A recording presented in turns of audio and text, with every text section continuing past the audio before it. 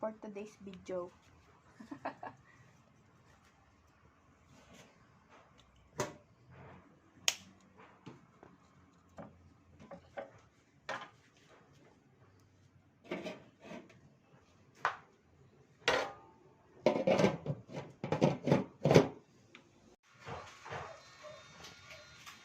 Yan, hindi pa siya totaling luto. Well, luto na siya. Gusto lang namin mag-toast yung ibabaw. Yan. Toast pa. Laters ulit.